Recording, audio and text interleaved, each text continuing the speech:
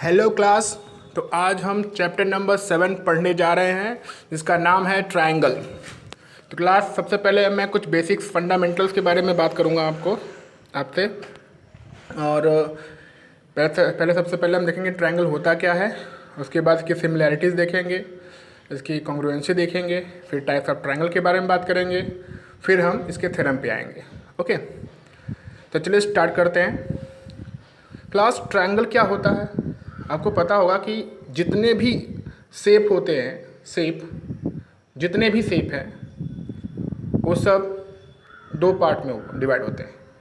एक 2D figure या 2D shape कह सकते हो आप। नेक्स्ट होता है 3D फिगर जिसको हम 3D शेप के नाम से जानते हैं। 2D फिगर का दूसरा नाम है प्लेन फिगर, ठीक है, और 3D फिगर का दूसरा नाम है सॉलिड फिगर। ओके, तो इस तरह से हमें 2D और 3D के बारे में पता है। तो हम ये कह सकते हैं कि जो ट्रायंगल है वो एक प्लेन फिगर है, मतलब 2D फिगर है, विच बाउंडेड में होता है क्लास घिरा हुआ by 3 line segment. 3 line segment से घिरा होता है जिसको हम कहते हैं ट्रायंगल। ट्रायंगल देखिए इस तरह से घिरा, एक साइड, दो साइड, तीन साइड, एक साइड, दो साइड, तीन साइड, एक साइड, दो साइड, तीन साइड। तो ट्रायंगल में 3 साइड होती हैं, 3 वर्टेक्स होते हैं, 3 एंगल्स होते हैं, ठीक है, 3 मीडियन होते हैं, 3 एल्टीट्यूड होते हैं। अब इसकी प्रॉपर्टीज़ के बारे में बात करें तो ट्रायंगल की 2 प्रॉपर्टीज़ होती है। पहली सिमिलैरिटीज़, दूसरी कॉन्ग्रुएंसी। सिमिलैरिटी का जो सिंबल होता है वो देखिए इस तरह से होता है, और कॉन्ग्रुएंसी का होता है सिमिलैरिटीज़ के ऊपर के नीचे इक्वल मार्क्स। सिमिलैरिटी का मतलब होता है एक जैसा, और कॉन्ग्रुएंसी का मतलब होता है हर चीज़ में इक्वल, एंगल से, साइड से, कैसे भी वो इक्वल है। अब इनकी क्राइटेरिया देख लीजिए। जो सिमिलरिटी की क्राइटेरिया है वो एंगल साइड एंगल है, फिर साइड एंगल साइड है, ये देखिए साइड एंगल साइड है, फिर एंगल एंगल एंगल है, दिख रहा है आपको एंगल एंगल एंगल, फिर साइड साइड साइड है। और इसकी जो कॉन्ग्रुएंसी की क्राइटेरिया है वो है angle side angle, angle angle side, side angle side, side side side, right angle hypotenuse side, ठीक है। अब टाइप्स ऑफ ट्रायंगल की बात करते हैं तो देखो ट्रायंगल के 2 टाइप्स होते हैं, एक तो बेसिस ऑफ साइड और एक होता है basis of angle. Basis of side पे हम 3 ट्रायंगल के बारे में बात करेंगे, एक है स्केलिन, दूसरा आइसोस्केलिस, तीसरा इक्विलैटरल। और वहीं पे एंगल के बेसिस पे भी 3 ही साइड होती है, एक्यूट एंगल, राइट एंगल और ऑब्टूज एंगल, ठीक है। नाउ क्लास कुछ सिमिलैरिटी ट्रायंगल के ऊपर ही कुछ रिजल्ट्स हैं जिसमें हम पढ़ेंगे थेल्स थ्योरम, या इसका दूसरा नाम है बेसिक प्रोपोर्शनैलिटी थ्योरम। बहुत इंपॉर्टेंट है, आप देख भी रहे होंगे कि ये पूरे थ्योरम 2010 में, 15 में, 18 में, 19 में और 19 के कंपार्ट एग्जामिनेशन में पूछी गई है। तो इसको पूछने के 2 तरीके होते हैं। एक आपसे डायरेक्टली बोल देगा state and proof Thales theorem, या फिर बोल देगा आपसे state and proof basic proportionality theorem. तो आपको स्टेटमेंट भी लिखना होगा, given, figure, to proof, construction, to proof, सब लिखना होगा। और एक होता है कि इसमें आपको स्टेटमेंट दिया होगा, दूसरे वाले में क्या होगा, टाइप में आपको स्टेटमेंट दिया होगा और तब आपको जो है गिवन ये सब लिखना होगा, ठीक है। तो 2 तरीके से आपसे ये पूछ सकता है, एक तो डायरेक्टली नाम से पूछ सकता है और दूसरा जो तरीका है उसका ये स्टेटमेंट दे के पूछ सकता है। तो हमें एनी हाउ स्टेटमेंट लर्न होनी चाहिए, पता होना चाहिए कि क्या हमसे ये कह रहा है। तो देखिए स्टेटमेंट क्या है, if a line drawn parallel to one side of a triangle. कोई ट्राइंगल है और एक लाइन ड्रॉ किया जा रहा है जो थर्ड साइड के पैरेलल हो। यहाँ देखिए पहले ये कोई ट्राइंगल है और कोई थर्ड साइड है, एक कोई लाइन ड्रॉ हो रही है जो कि थर्ड साइड के। तो हम कोई भी थर्ड साइड मानते हैं, 1 2 3 मान लीजिए, क्या करना है, या आप इसको 3 मान लीजिए। तो कोई ऐसी लाइन जो इसके पैरेलल हो, चलिए मैंने इसको लाइन बता दिया कि ये इसके पैरेलल है, पैरेलल पहले दे दिया। अब कह रहा है कि टू इंटरसेक्ट, ये इंटरसेक्ट कर रही है कहाँ पे, अदर 2 साइड, मतलब इन दोनों साइड को, इसको और इसको इंटरसेक्ट कर रही है कहाँ पे, डिस्टिंक्ट पॉइंट्स पे। किस पे, डिस्टिंक्ट पॉइंट में, अलग अलग पॉइंट्स पे। देखिए मैं फिर से दे रहा हूँ, ये ट्रायंगल है तो हमने एक लाइन ड्रॉ की जो थर्ड लाइन के पैरेलल थी, हमने ये लाइन ड्रॉ करी तो इसके पैरेलल हो गई। और ये पैरेलल लाइन जो है ये दो अलग अलग पॉइंट पे, डिस्टिंक्ट मतलब होता है अलग अलग पॉइंट पे इंटरसेक्ट करती है। तो दो पॉइंट दिख गया आपको। देन तब क्या होगा, द अदर टू साइड्स, जो ये दोनों साइड्स हैं कौन कौन सी, एक ये वाली साइड और एक ये वाली साइड, ये दोनों जो साइड हैं sides are divided in the same ratio, इनका रेशियो सेम होगा। मतलब ये पार्ट अपॉन ये part is equal to this part upon this part. I hope को आपको ये स्टेटमेंट समझ में आ गया होगा। अब गिवन क्या लिखेंगे, तो गिवन के लिए हमें एक ट्राइंगल चाहिए, तो हम लेट करके लिखेंगे given let triangle A B सी।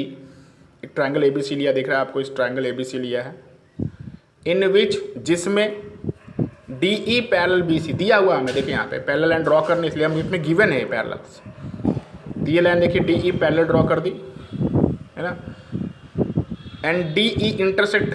अब बताया गया कि वो जो लाइन पैरेलल है वो अदर टू साइड को दो डिस्टिंक्ट पॉइंट पे काटती है, तो डी ई इंटरसेक्ट लिखा गया यहाँ पे किस पॉइंट पे, ए बी एंड ए सी को डी ई, देखो यहाँ पे ए बी को डी पे काट रही है यहाँ पे, और ए सी को ई पे काट रही है ना।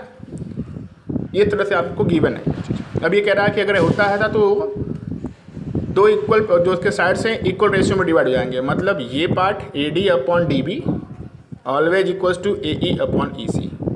ये पॉसिबिलिटीज़ है, ये दिखा रहा है कि ये मतलब जो बेसिक प्रोपेबिलिटी थ्योरम कहता है कि ट्रायंगल में अगर पैरेलल साइड दिया है तो आपको इसका रेशियो इक्वल करना है। पैरेलल साइड दिया है, रेशियो इक्वल करना है, पैरेलल साइड दिया है, रेशियो इक्वल करना है, ठीक है। गिवन लिख लिया, टू प्रूफ लिख लिया, क्या प्रूफ करना है। अब लिखेंगे इसका कंस्ट्रक्शन। कंस्ट्रक्शन देखिए, सबसे पहले बी डी सी और जो है बी ई को ज्वाइन करेंगे हम, ज्वाइन बी ई और सी डी को। और फिर ये जो ई एल है आप देख रहे होंगे यहाँ पे, ये जो ई एल है ये पार्ट, ये ए बी के ऊपर परपेंडिकुलर है, या फिर आप कह सकते हो ए डी पे परपेंडिकुलर है। मैंने ए बी इसलिए लिखा कि मुझे ट्रायंगल ये वाला चाहिए था इसलिए। और इसी तरह से ए एम परपेंडिकुलर है ए सी के ऊपर, ठीक है, बात समझ में आ गई। ये दो, ये हमने क्या किया कंस्ट्रक्शन, जो क्वेश्चन में नहीं दिया है और उससे आप लेकिन प्रूफ करने के लिए उनकी ज़रूरत है, तो ऐसे फिनोमेना को जो हम करते हैं जो दिया नहीं है लेकिन फिर भी प्रूफ करने के लिए ज़रूरत है, तो उसे हम कहेंगे कंस्ट्रक्शन। ये खुद से करना पड़ता है, कंस्ट्रक्शन खुद से करनी पड़ती है दिमाग लगा के। अब हम चलेंगे प्रूफ के ऊपर। हमने क्या किया देखो ध्यान से, बहुत प्रूफ इसका बहुत आसान है। आपको एरिया ऑफ ट्रायंगल पता होगा, half into base into height, वही लगाने वाले हैं। देखिए सबसे पहले ट्रायंगल कौन सा लिया, ए डी ई, यहाँ ध्यान देंगे तो ए डी ई, एक ही ट्रायंगल लिया, और दूसरा ट्रायंगल लिया जो उसी के बेस के साथ है, ये वाला ट्रायंगल। सेकेंड टाइम में क्या लिया, फिर वही ट्रायंगल, ये वाला ट्रायंगल, और जो इसके बेस के साथ है। इन दोनों का रेशियो ले लो, है ना, प्रूव्ड हो जाएगा। और एक और चीज़ मैं बता दूं, अगर बेस सेम है, ये पूरी बेस सेम है, यहाँ पे एक ट्रायंगल ऐसे बन जाए और एक ट्रायंगल ऐसे बन जाए, तो उनके एरिया हमेशा इक्वल होते हैं, क्योंकि इन दोनों में बेस क्या है, सेम है। रीज़न क्या होता है कि ये वाला पार्ट इसके इक्वल होता है एंगल, ठीक है, ये दोनों एंगल आपस में इक्वल होते हैं, ये भी पता होगा आपको, ठीक है। तो बचे हुआ जो थर्ड एंगल है वो भी ऑटोमेटिक इक्वल हो गया ना ट्रायंगल्स का, ये दोनों ट्रायंगल सिमिलर हो गए। और सिमिलर ट्रायंगल का जो रेशियो होता है, सिमिलर ट्रायंगल के एरिया का रेशियो जो होता है उनके करस्पॉन्डिंग साइड के रेशियो के स्क्वायर के रेशियो के इक्वल होता है। तो एरिया ऑफ दिस पार्ट, मतलब एरिया ऑफ ये जो पार्ट बचा हुआ है, ये वाला पार्ट, अगर हम इसको दोनों में ऐड कर दें तो ये वाला एरिया निकल जाएगा इसका, और साथ में इसका भी निकल जाएगा, है ना, इस तरीके से। तो ये हम दोनों ही फिनोमेना यूज़ करने वाले हैं, जरा देखते हैं। लिखा गया है consider triangle A D E और ट्रायंगल बी डी ई या डी बी ई। देखो क्या है, ए डी ई है और डी बी ई। तो इसके लिए हम लगाएंगे दोनों का एरिया का formula, half into base into height, half into base into height. आप पॉज करके वीडियो अच्छे से समझें कि हाफ है तो बेस कौन सा बन रहा है, हाइट कौन सी बन रही है। देखिए हाफ हाफ यहाँ पे कैंसिल आउट हो जाएगा, और ये हाइट भी कैंसिल हो जाएगा, ई एल दोनों में हाइट सेम आ रही है। तो क्या बचेगा आपके पास, A D upon D B. इसको दे दिया इक्वेशन नंबर 1। अब क्या करेंगे, फिर से कंसिडर करेंगे ए डी ई ट्रायंगल और ई सी डी ट्रायंगल, ये वाला ट्रायंगल साथ में। इन दोनों का एरिया का रेशियो लेंगे तो half into base into height फिर आ जाएगा, जिसकी वजह से हाफ हाफ कैंसिल आउट हो जाएगा। यहाँ से देखो हाफ हाफ कैंसिल आउट, ये जो हाइट डी एम है दोनों के सेम से वो भी कैंसिल आउट। क्या बचेगा, ए ई अपॉन ई सी, दे दिया इसको इक्वेशन नंबर 2। अब देखो जो मैंने बताया था कि एक ही बेस पर है, but triangle BDE and triangle ECD have a same base DE। ध्यान दो जरा, DE सेम बेस है, ये DE सेम बेस पे ये भी बना हुआ है और इसी बेस पर ये भी बना हुआ है, दिख रहा है, सेम बेस। एंड और क्या है, किसके बीच में बना हुआ है, बिटवीन पैरेलल लाइंस, मतलब ये साथ में आपके क्या है, पैरेलल है। यहाँ पे जो लाइन है, मैं लाइन चेंज कर दे रहा हूँ, थोड़ी कलर चेंज करके दिखा देता हूँ। ये जो लाइन है, मतलब ये लाइन, इसकी वजह से ये लाइन पैरेलल है इसके, इनके पैरेलल लाइन में, दो पैरेलल लाइन के बीच में दोनों ट्रायंगल बने हैं। तो ऐसी कंडीशन में दो पैरेलल लाइन के बीच में बने हो प्लस दोनों एक ही बेस पे बने हो तो इनका एरिया इक्वल होता है। इनका एरिया क्या होता है, इक्वल होता है। किसका एरिया, कौन से ट्रायंगल बने हैं, ये वाला ट्रायंगल, ये वाला ट्रायंगल और ये वाला ट्रायंगल, इन दोनों का एरिया इक्वल होगा। से क्वेश्चन नंबर 3, तो क्या मैं इसकी जगह पे DBE की जगह पे ECD लिख सकता हूँ, है ना, लिख सकते हैं ना, दोनों का एरिया इक्वल है तो यस लिख सकते हैं। तो LHS सेम हुआ, LHS सेम हो जाएगा फिर तो RHS ऑटोमेटिक सेम हो जाएगा। बात समझ में आ रही है। लेकिन हम फिलहाल में क्या करते हैं कि इक्वेशन 1 2 3 लिख देंगे डायरेक्टली, इतना तामझाम करने की जरूरत नहीं है। हमने दिखा दिया कि ये दोनों इक्वल हैं और ये दोनों रेशियो हैं। तो फ्रॉम इक्वेशन 1 2 एंड 3 देखिए कैसे, from equation 1 2 and 3 we get क्या मिलेगा, AD/DB = AE/EC। अब इसकी कुछ कोरोलरीज है, मतलब ये मेन तो फंडा यही था। कोरोलरी में क्या है कि हमने क्या किया, इसमें 1 ऐड किया दोनों तरफ, एडिंग 1 ऑन बोथ साइड। तो इसका एलसीएम लेकर सॉल्व करेंगे फिर। यहाँ पे एलसीएम लेंगे आप, AD + DB AB बनेगा, AE + EC AC बनेगा। तो एक और फिनोमेना आ गया, मतलब ये मेन था, ये वाला मेन है और ये वाला जो है वो इसका एक पार्ट आया, इसी से निकल के आया। अब हमें पता है कि ये चीज़ है तो इसका रेसिप्रोकल भी तो इक्वल होगा, इट्स रेसिप्रोकल आर सेम, ये भी वो चीज़ होगा। इसका रेसिप्रोकल ले लिया यहाँ पे और इसका भी रेसिप्रोकल ले लिया यहाँ पे। अब इसमें भी 1 ऐड किया, adding 1 on both side, AD + DB वगैरह हो गया।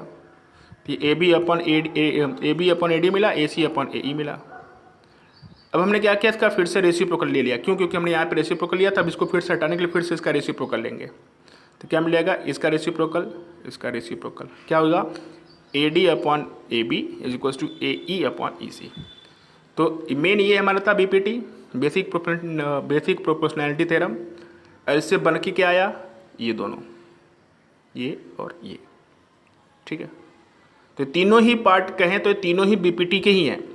तो आपको ये ध्यान होगा कि BPT लगाना कब है, इसके बेस पे या तो ये आएगा या तो इससे बेस पे न्यूमेरिकल्स आते हैं। हर साल यहाँ से एक क्वेश्चन आना है, तय है। तो बेसिक प्रोपोर्शनैलिटी थ्योरम जो है वो क्या कहती है कि अगर थर्ड साइड के पैरेलल कोई लाइन दिया है तो BPT लगा दो।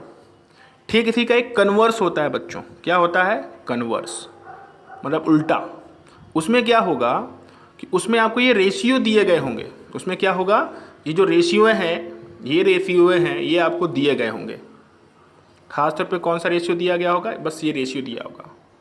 अगर ये रेशियो है, अगर करस्पॉन्डिंग साइड्स के रेशियो या फिर बस रेशियो साइड्स के रेशियो इक्वल दे रखे हैं, तब समझ जाओ कि मुझे कन्वर्स लगाना है।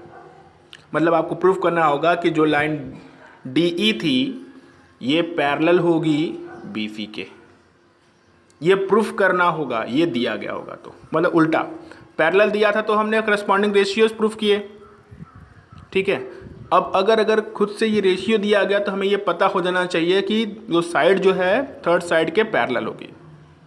आई होप कि आपको ये थ्योरम अच्छे से समझ में आ गया होगा। अगली वीडियो में हम इस थ्योरम के ऊपर एटलीस्ट 4 to 5 क्वेश्चन करेंगे जो बोर्ड में आ चुके हैं। और तब तक के लिए आप सभी लोग खुश रहिए,